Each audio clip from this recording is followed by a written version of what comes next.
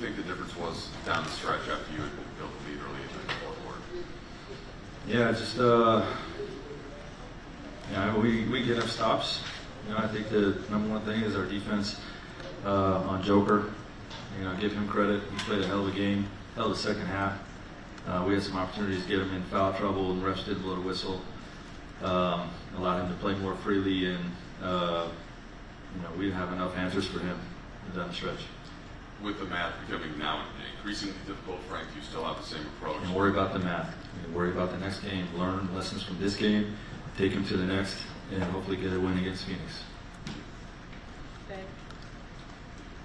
Frank, as much as you guys are overcoming the very real challenge of playing without LeBron James, the guys who were in there were things like turning the ball over under your own basket, fouling at the end of the half, missing layups.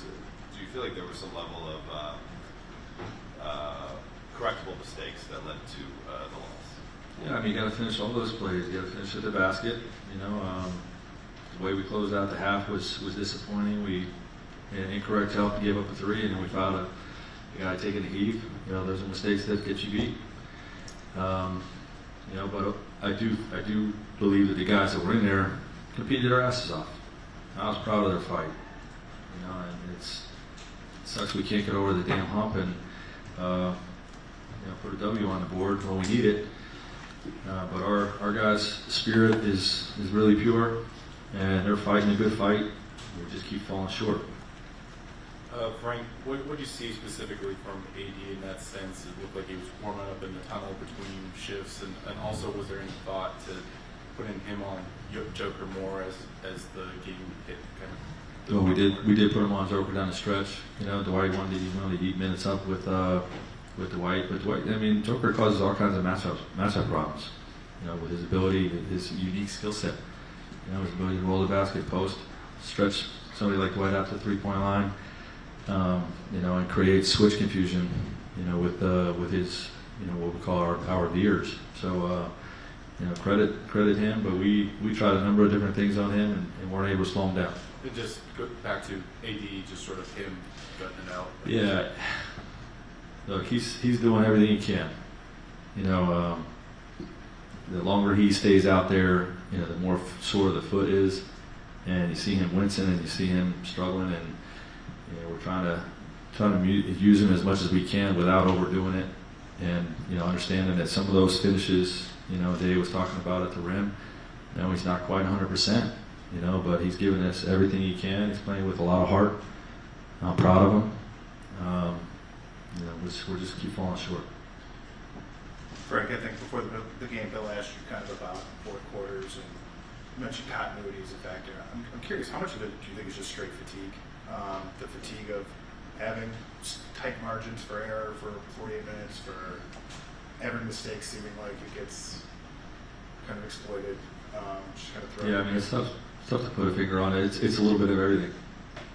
Maybe it's a little bit of fatigue. Guys not having everything. AD doesn't quite have his legs under him yet. Continuity, playing teams that are probably better than us in a lot of situations, and we have a lot to overcome. The margin for error is slim, and we have to figure out a way to get over the hump. Last three for Coach will go Bill, BT, and Johan. Frank, obviously the frustration of not getting wins is paramount, but I'm sensing some real pride on your part with the fact that these guys are competing and you got that kind of performance in a game without LeBron.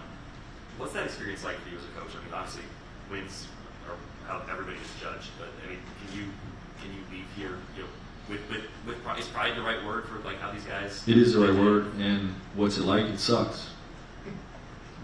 It sucks telling these guys every game, proud of you, good effort. We lost. So it's not fun, but it could be worse. If things were unraveling. Our group has stayed together. They're putting in a good fight. Their attitude has been wonderful in terms of just working together to get this thing right. And it's just disappointing to come in and just keep saying we fell short. BT. Frank, Russ, very, very efficient tonight. What would like to see him play with such force, such determination? Force and determination. Russ has been great. I'm proud of Russ. You know, he's leading us. LeBron goes out, AD's out, like he's always in there. You know, and you know, he's very engaged in the game plans and you know the intelligence piece of what needs to happen on coverages and offensive action, and you know he's doing everything he can, you know, for this franchise and for our group to try to get over the hump. I'm proud of us. Yolan? Frank, over here. Austin had been starting for the past month or so, and then obviously didn't play the last couple games. I know last game you said that was kind of a matchup thing, so is that the case again tonight, or I know he had been shooting the ball well for the past month or so as well. Was that kind of part of A it? little bit of everything. You know, I think you know Austin has played really well for us this year.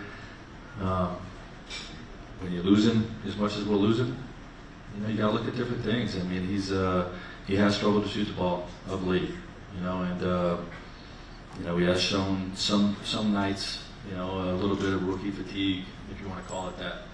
You know, I don't have a lack of confidence in him, but you know, we looked at Avery as a change-up, you know, because we were losing. He played really well the other night, so Avery's getting those minutes now.